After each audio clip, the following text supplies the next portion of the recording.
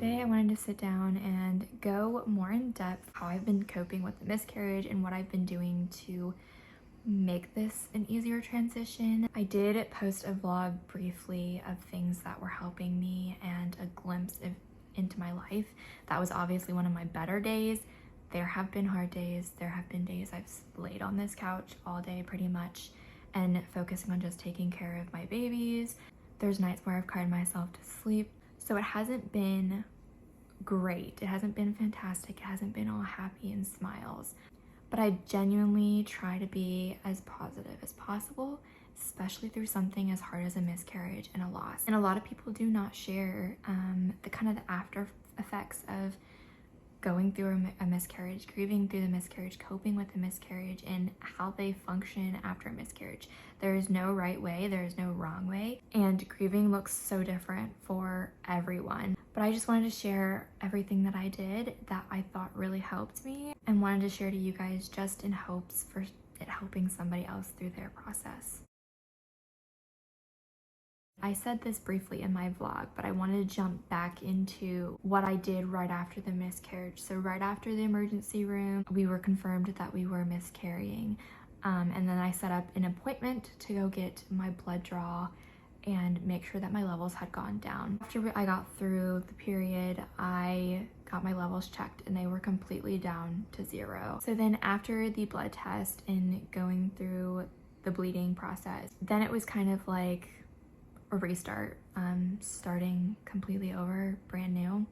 So I decided we were going to continue trying. I went ahead and I started immediately documenting my ovulation strips because I wanted a full month to see when I was ovulating because I had no clue when my ovulation would be. Since it was the miscarriage and not my normal period, I wasn't sure if that would affect my ovulation and when I would ovulate. So I wanted to make sure I got a full month of testing. So as soon as I was done bleeding around, I think it was the 5th or the 6th, I did immediately start testing my ovulation and went all the way through. I didn't ovulate till the 21st, and that's also when I had my first OB appointment after that. So catching up to speed, we did a full panel, everything looked fantastic, and I'm healthy. So I am still taking tests, we're still going through the process, we're still trying. I am doing really, really well. I feel really, really great, and I'm happy. Grieving is different for everybody, so don't compare yourself to me. Don't feel like you're a bad person for sitting there grieving way longer and crying all the time. And also the opposite, if you immediately felt better and happy right away, that's also not a bad thing. There is no right way, there is no wrong way. So I'm going to get in depth of everything that I have worked on, changed, switched up, and started through the miscarriage process and getting ready for the next step of trying to conceive again. So for starters, I did wean Natalie off breastfeeding. I was fully dependently breastfeeding Natalie at the time, and that was the only real difference between my other pregnancies. Some women can get pregnant easily while breastfeeding, while others can't. The reason for that is that some women do not ovulate when they're breastfeeding. The hormones just do not let that egg go through. For some women though, like me, you can ovulate and you can implant an egg, but it doesn't stay. I read a lot into this. There's still a bunch of research about it. We still don't know everything about breastfeeding in relation to pregnancy, but I fully believe that due to breastfeeding, my hormones were just completely off, and those hormones that you need for implantation and to create baby, especially in the beginning, wasn't there to help baby grow. Therefore, I miscarried. Like I said, everyone's different. I'm not telling you to stop breastfeeding if you're trying to conceive. That might be something to look into and read more about and be an answer to maybe why you can't conceive while breastfeeding. Some women can, some women can't. I also want to note that just like some people can't get pregnant in the first place and deal with infertility, every woman's different when trying to conceive. There are so many things that could be different compared to you and someone else trying to conceive. If you aren't able to conceive within that year time frame, that's really when they classify you as having infertility problems, is after a year. I would do as much research as you can and learn about your body more so, and your partner's body. My biggest advice would just be to consult on your doctor and fully rely on the doctor. If you do not have a good OB, or you don't like your OB, or don't have a good relationship, don't feel like you can trust them to get on the right page, change your OB. Get with somebody that you love and that wants to help you just as much as you want your baby. The next thing I did share in my vlog is my TTC journal. So this journal was meant to be basically for documenting my ovulation strips, but it became more so a journal to vent through the process of trying to conceive and everything going on, having a place to jot down my thoughts, and also write to baby. It was nice to have a connection to the baby that's not here yet, to have that kind of hope that you are talking to the baby that you'll get to have one day. So I will go kind of in depth of what the pages look like. If you haven't seen the video already, this is from that weird stage that I got that false positive. So if you haven't seen that video, go check that video out. That's what this is from. And then we have my ovulation strips and pregnancy strips from the miscarriage. And I documented and saved the pictures in here because it was part of our process, it was a part of our journey, and I still wanted to remember going through it. It just helped to write everything down. So these are the strips to get down to my negative. And then we started with my ovulation. This is this past month's ovulation. I ovulated around the 21st. So I haven't truly updated it that much since then. I wrote a few pages since like the 21st, but I'll start putting down my ovulation strips for this month within a few days, since I know that my ovulation is near the 20th, 21st. So I do recommend getting a journal, writing in it, make it that baby journal, and have it as a sense of hope for your baby one day.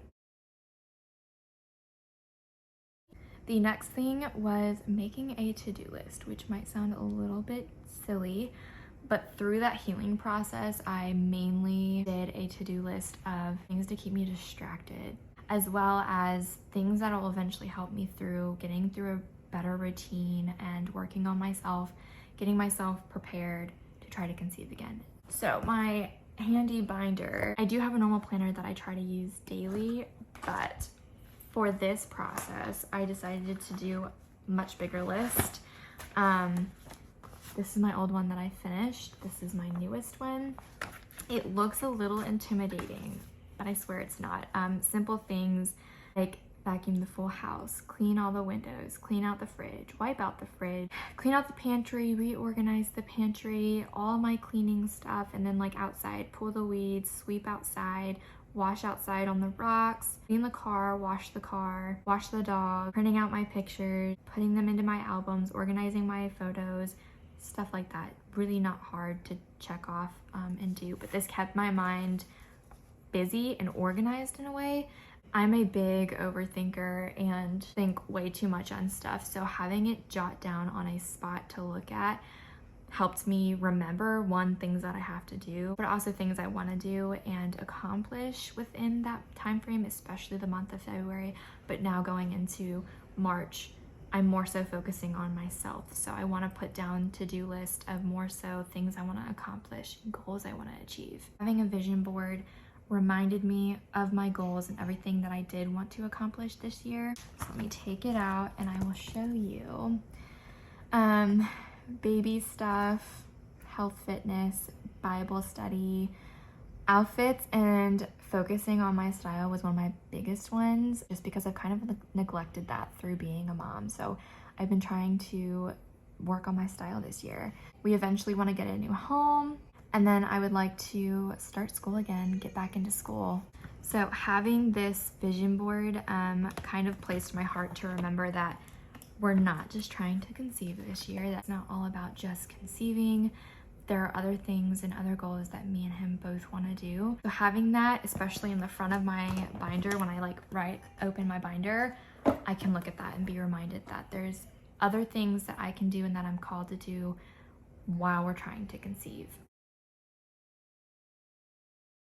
Next, I cleaned and organized my entire house as if I was like spring cleaning. So I first went through the house and just picked up, cleaned up, organized the normal type of cleaning.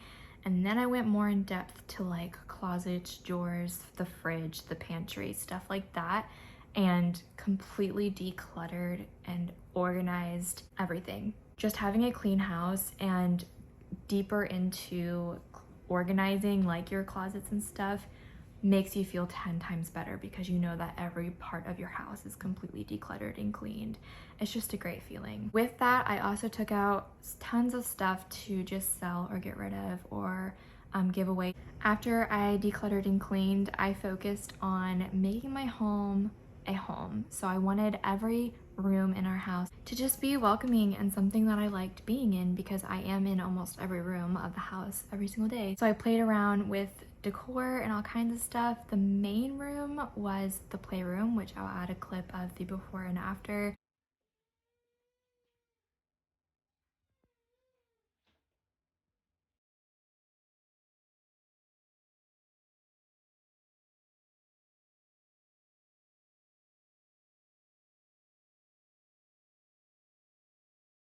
I really wanted that spot to be our spot for me and the girls, for me to have a spot to relax, but to also sit there and play with the girls and enjoy the room that I was in without it feeling too chaotic, because playrooms can get extremely chaotic with all the toys all over the place.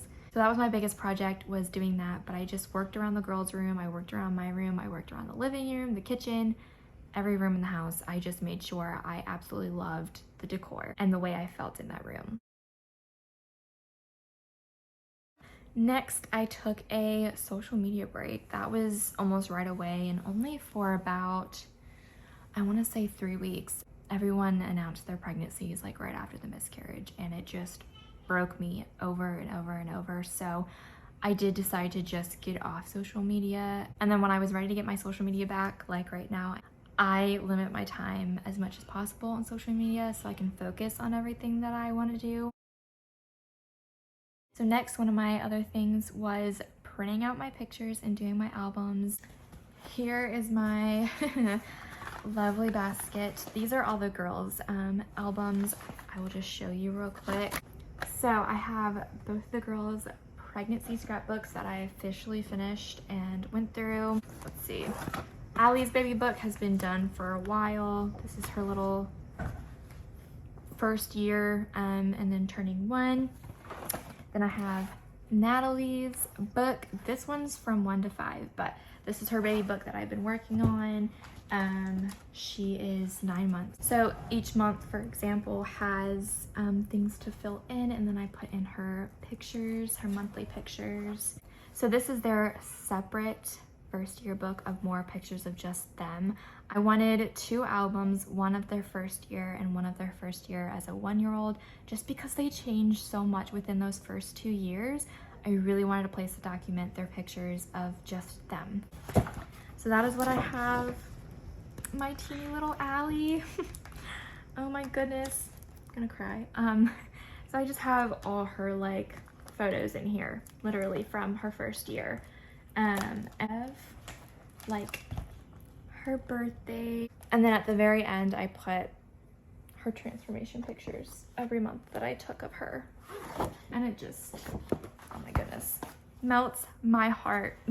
So these truly helped me, more so than anything, just ground myself back into my life and my memories and everything I have accomplished, and how grateful I am for my baby girls that are here currently, and just distract my mind in general by placing their pictures in the baby books and writing in the baby books.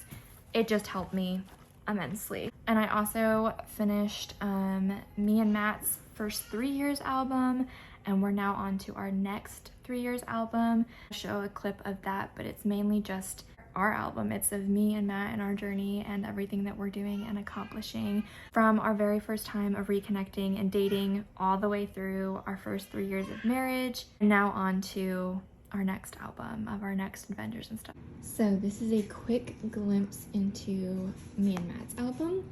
Real quick, I'll show you. I have boxes full of pictures. So Allie's pictures, Natalie's pictures, and Life with 2.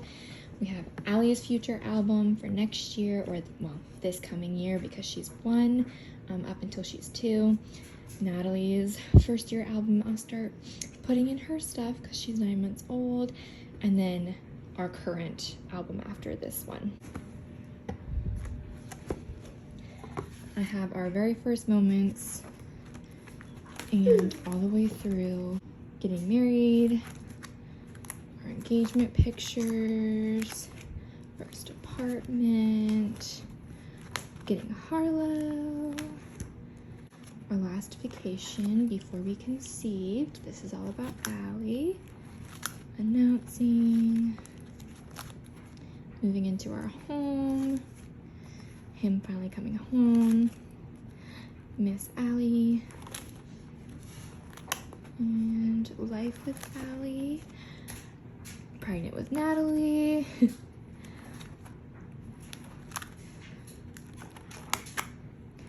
Getting ready for Miss Natalie to arrive. And then our anniversary. So then for this one, I'm basically just taping in the pictures, and I will go back in and do all the words and stuff. But this is what's happened so far since July. Our birthdays, beach trips, vacations, Halloween, our vow renewal, Thanksgiving, Christmas, and New Year's. And then the pregnancy and miscarriage is our last thing. If you didn't hear already, the girls just woke up from their nap. So I'm gonna go grab them. I will try to film with them out here, and if it doesn't work out, I'll film hopefully during their second nap. Getting into my next thing was working on myself.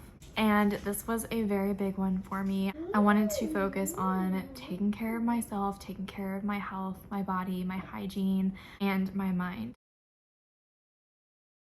To start with, I will start with self-care. When you're going through something like a miscarriage and you're sad and you're depressed and you're grieving and going through that, you tend to neglect yourself in the process. So I dived in back into a routine to not only brush my teeth twice a day and make sure that I was doing that every day, but to also floss and to do my mouthwash, as well as making sure I was showering more. Whole self-care thing, putting on lotion.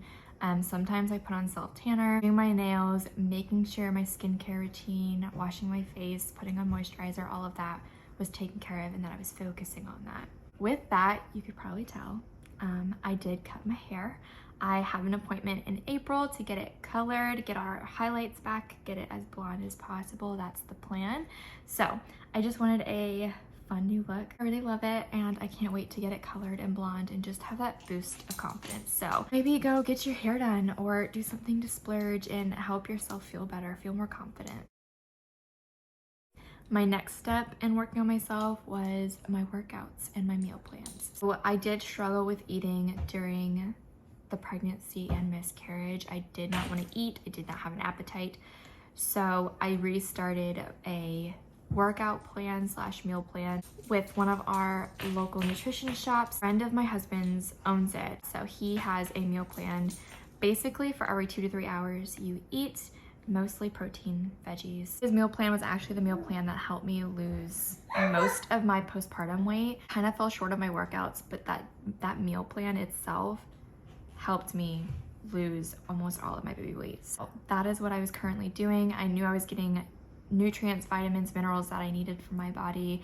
I was eating healthy foods. Also wanting to work on myself, my body, starting my workouts, and wanting to really build muscle and tone and not only feel confident in my body, but to be as strong and lean as possible and healthy as possible for when we do conceive. I'll say pushing myself to get up and do a workout right after the miscarriage helped me mentally more so than physically.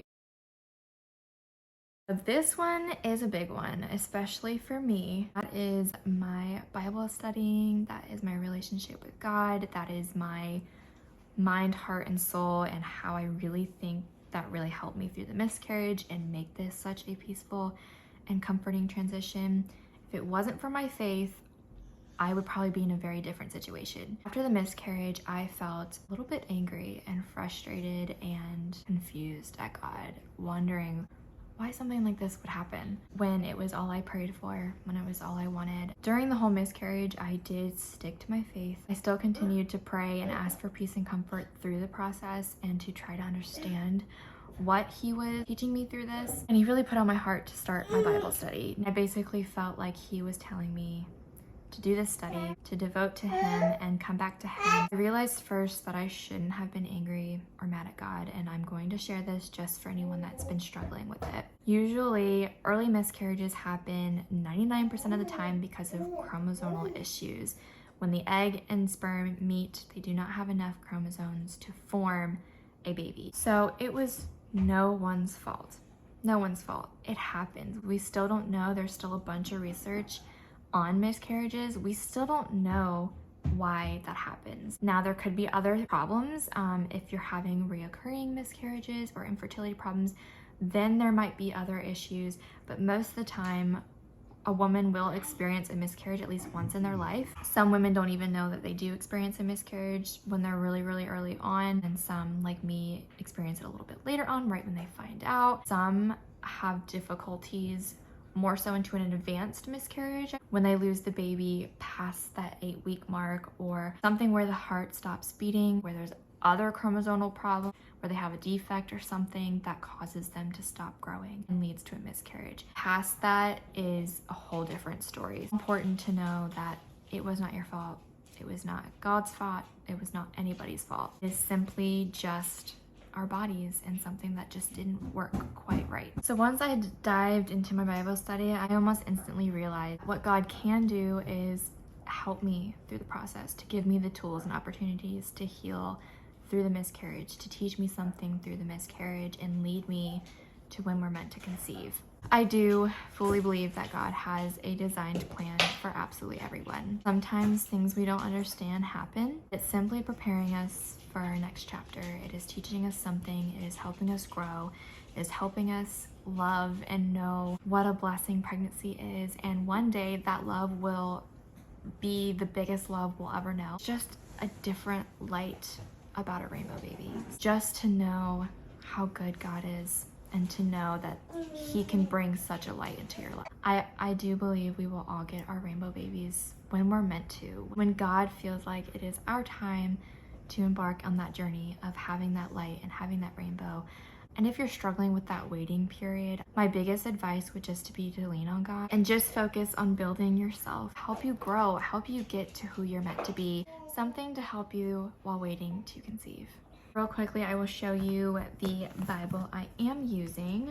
It's the NIV version. It was gifted from my sister. I did decorate it with little tabs to make it a little bit more fun to read, since I was intimidated by the Bible. It quite frankly intimidated me. So I do have the Bible app, and I listen to the Bible through the week, through my chores, and the car ride. Whenever I really can listen to it. I just couldn't read the names. I couldn't comprehend it. So listening to it helped me comprehend it more. So this is the Bible study I'm using. This is the Old Testament and the New Testament. I am on the Old Testament first. I will try to link this in the description for you guys. Basically, the way it's platformed is you read or listen to a book in the Bible, and then you come back and learn the prompts and questions to relate back to your life.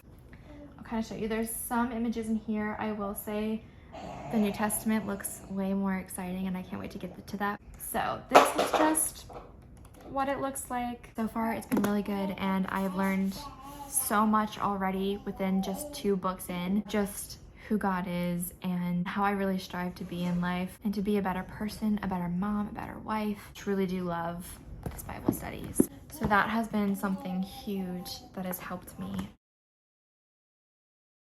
I try to make plans to look forward to. So for each month, I kind of made something look forward to and be excited for beyond trying to conceive. I wanted something to distract my mind so I could still be excited within each month, regardless if we got another positive or not. So for March, I was supposed to get my hair colored to reschedule, so that's now in April.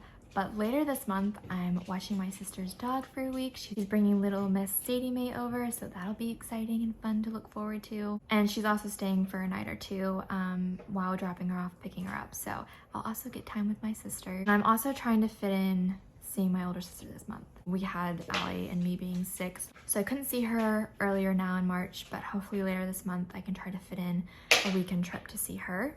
Then April, my mom's coming down for Easter and she'll be here for a few days. May is Natalie's birthday, so that's been a huge thing that I've been planning and getting ready for. I am so excited. I absolutely love planning birthdays, so this has been a big distraction and happy feeling. Just getting ready for my little baby to be 1. And in June is our 4 years being married and Father's Day. And then July is Allie's 2nd birthday. And August is me and Matt's birthday. That's kind of all I planned out for right now. I'm hoping we conceive sometime in that time frame, but if not, it's okay. I will make plans later for the fall time into the winter. And if needed, later into the year of next year too.